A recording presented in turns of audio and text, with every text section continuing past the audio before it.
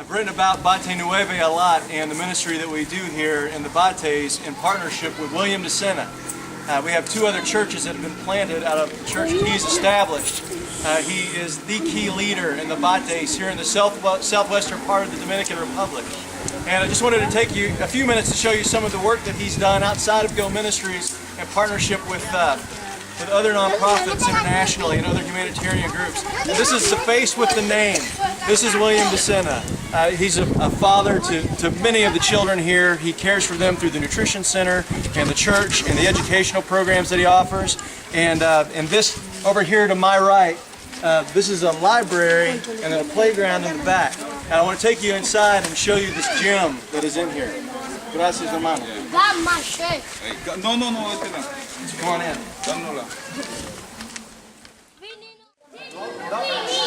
This building is a classroom space that they use for special classes with the kids, and also there's a school on the other side of the community, and they'll offer tutoring here. Some of the leaders from the youth leaders from the church will offer tutoring here with the children. They also have a library and books where they can come and check it out on a daily basis. This is so unusual for a Bate. I'm pretty confident I could say this is probably the only one in the area to have books available for kids to read. I know it's so rare because our school in Santiago, our private school in Santiago, has got one of the only libraries in the public school system there. So this is huge, a huge asset to this community. These are empty bookshelves. We need books in Spanish for kids, and you can help us with that. And next door is ridiculous.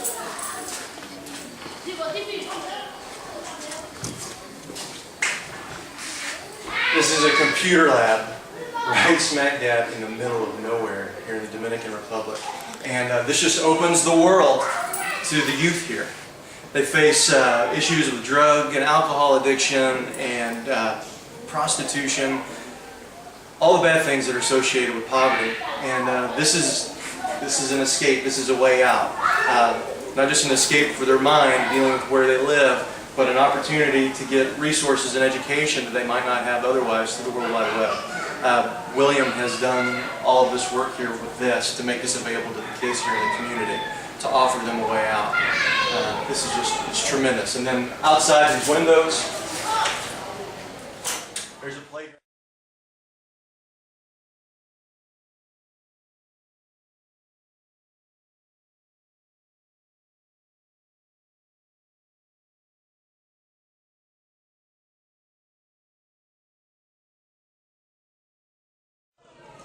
I want to take you into our nutrition center here in Bate Nueve, in the sugarcane cutting community here in the southwestern part of the Dominican Republic, adjacent to the church here. We'll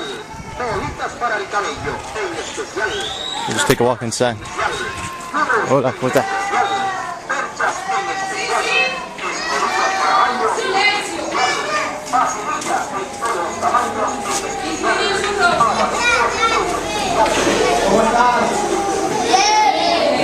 ¿Cómo están? ¿Cómo están? This is our nutrition center in Bate Nueve, sugarcane cutting community. 6 days a week, we're able to offer these kids one hot meal. We prepare this rice and a little bit of beans, sometimes some macaroni, which is what we've got today. We prepare this outside.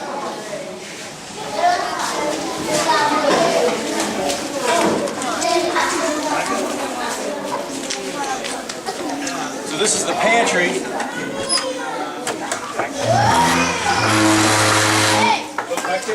We use it more as a storage facility. There's a sink in here, but there's no running water. It's a work sink, so they'll put a bucket in to catch the wastewater when they clean up and do the dishes. But then they have these buckets here. This is the water that they'll use to clean with. And this is where they store the rice, and they buy it in bulk. See the cup they scoop it out with. And then here, fuel is expensive, gas is expensive, so the best route is charcoal or carbon that they make here, and they sell for pennies. They use that as fuel on improvised burners. More. How you say no more? This is a welded frame. You could use gas on it if you had the right tubing, but they use charcoal. These are rims from cars, and they put the charcoal on. And then this is just a tool that they use to mash up the garlic and the onion. It's part of the seasoning for the meat when they cook it.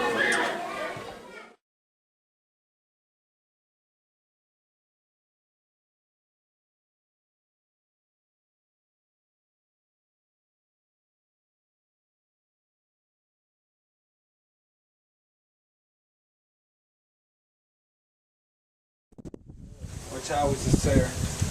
Let me do.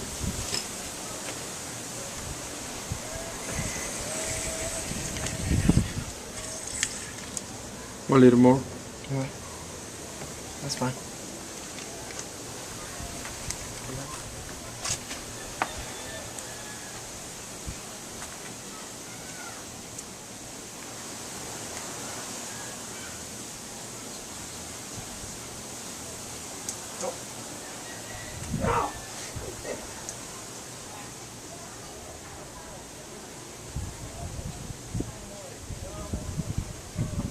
This is a test to show bacteria. And we just wait 48 hours and it turns black. We don't need It's bad. white. Water's bad.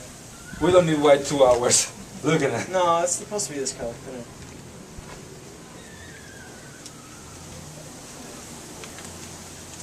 2 days. Yep, 2 days. And if it's black, it's bad. Okay. I'm sure it'll be black. Yeah. They always are. They always are. Always. It always starts out yellow.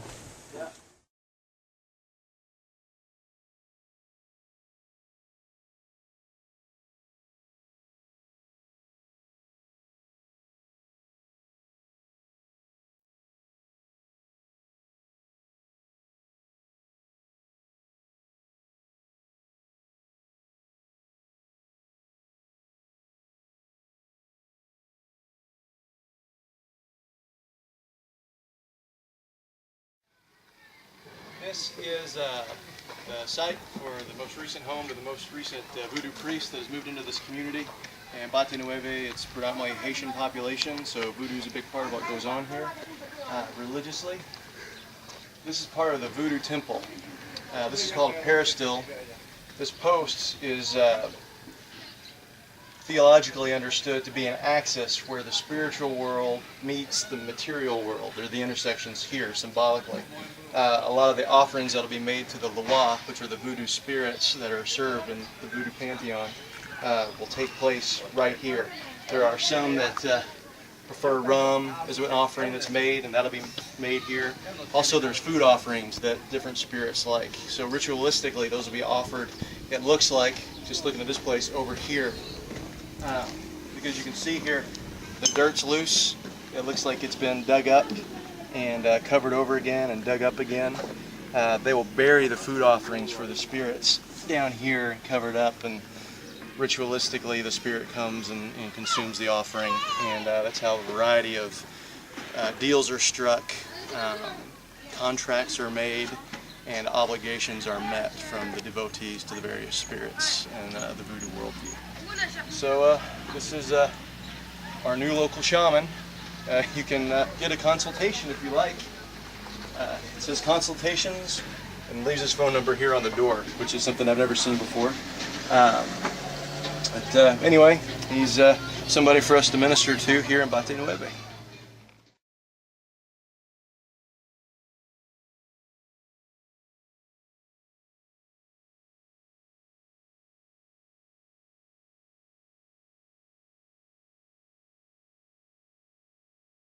A lot of communities in Haiti are built out of these woven sticks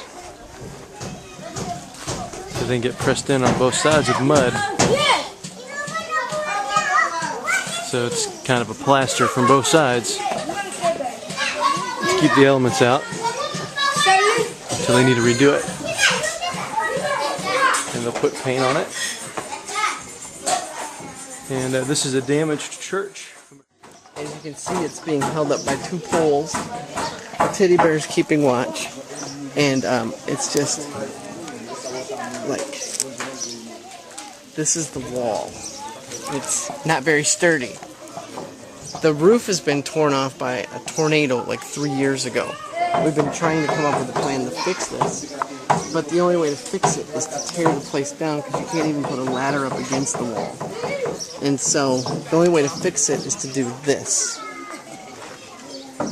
So we're rebuilding the entire church, and there's also property that we're going to purchase that we can build a block church that has a feeding center on the bottom and church on the top. As we work to establish a multi-purpose building here that will facilitate teams, facilitate medical clinic, nutrition center, and a school, and along with the church, and we'll go from there and develop some other kinds of entrepreneurial things, sustainable agriculture, animal husbandry programs, things like that, drilling a well, clean water, all those things to help this community out in Fatone. All of this is done in partnership with Luke Nell, Haitian pastor here in this community, and Wayne Hume and Northeast Christian Church from Rockford, Illinois.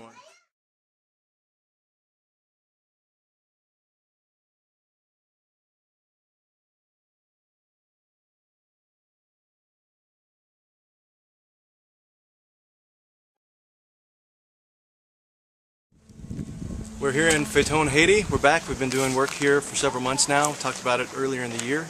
And we have completed the temporary building for the church. The old church was made of sticks and mud. It was falling down, and so we rebuilt this. It's one of the nicer buildings in the community now, and it is serving both as the church and as a dormitory now when we have teams. So we kind of created this so we have a space to bring teams. So let's check it out inside.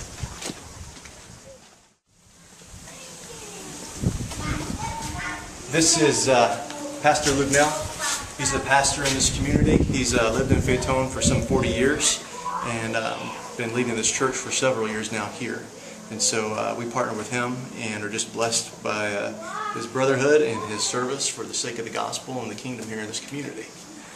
And this is the church where he leads services.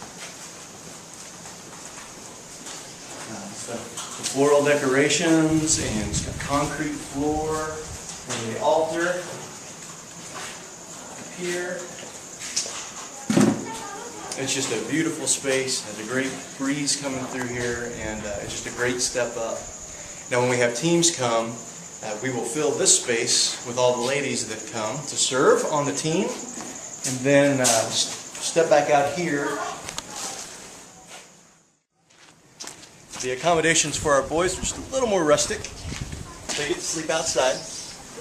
Some of our Dominican friends and construction teams that come with us, they might bring tents and camp out here in the courtyard. And I say courtyard, but you're also looking at the kitchen for our nutrition center.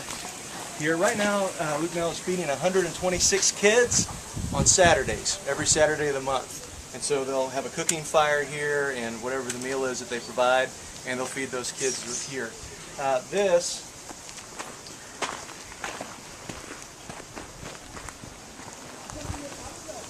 is the old bathroom. It's a little bit rustic. It's an adventure bathroom. If you'd like to try it out, you could if you're down here. But we also built this for our teams.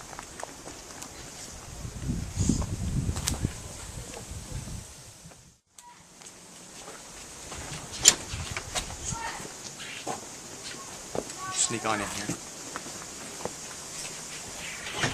Sink, toilet. Up top is a water tank. We pump the water up there, and this is actually the only flushing toilet in Fatone, Haiti. And so this is to help better accommodate our teams that come down when they come to serve. So this space of the church is also serving as a dormitory, and we are going. We've actually already started digging the foundation for what will be the actual block building that will be the church and nutrition center in the future. And so anyway, this will be a multi-purpose building after that. And so yeah, that's how things are growing. Now, I wanted to show you this really cool church bell.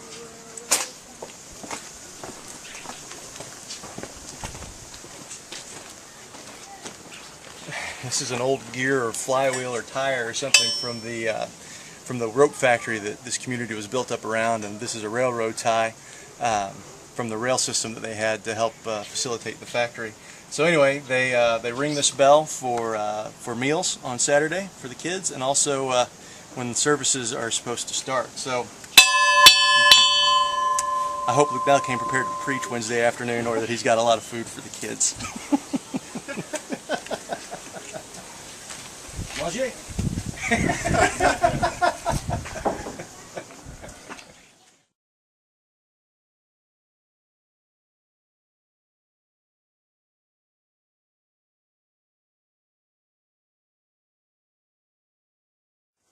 This hole is for one of the columns that will help support the building that we're going to build here. Now, we cleared all this land in August, and there's a trench line here that you really can't even make out now.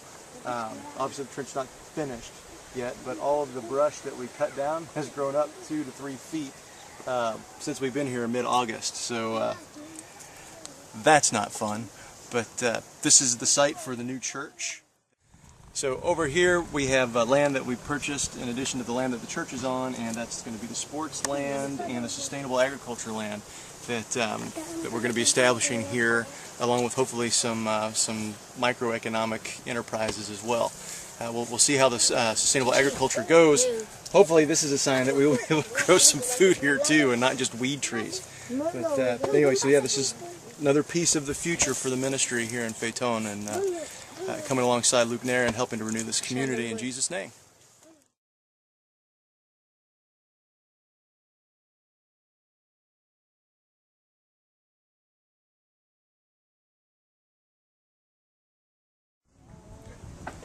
So Phaeton is primarily it's a fishing village ever since the factory shut down in the mid-'80s, early 80s. And so here, this fisherman that lives here caught all these in a net, and they are drying them out in the sun, and they will take these and sell these in another town, and they may dry them even more, and then they pound them, they pulverize them into a powder, and then they sell that powder, and it's used as a food product. So this is the only industry going on in this community. Is based here on the bay that we're just on the coast of, and we'll get a glimpse of that in just a little while. But this is it. This is the economy in Phaeton. Here's a local fishing boat here in Phaeton, using 2 sticks and a sheet to make a sail.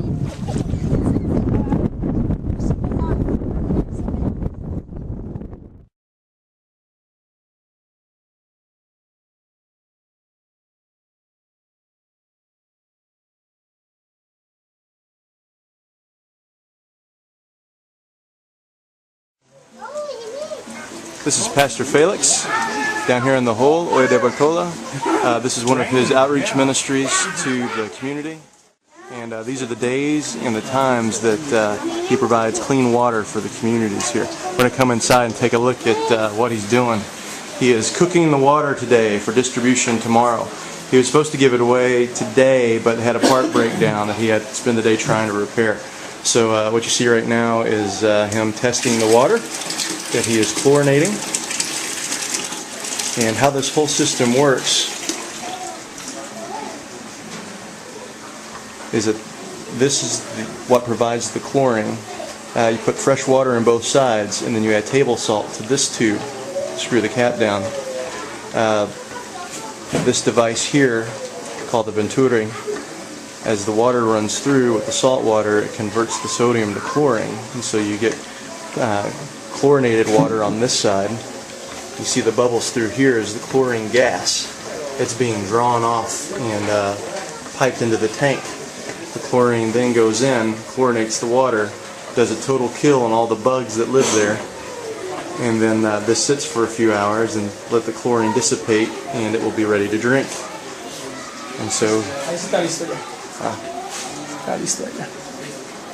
Aquí no se ve mucho porque está oscuro, pero ya está, Okay, so está muy bien. we're getting close. We're there. So we've got enough chlorine in the water that it's sufficient to kill all the bugs. So this will be safe to drink once the chlorine's allowed to dissipate for a few hours. This system was established here in collaboration with the Edge Outreach Ministry. So we're really thankful for this. Runs on a 12-volt battery and table salt. Gracias, Felix. Ok, vamos ahora para la Nos vemos ahorita. cena, cocina. Okay.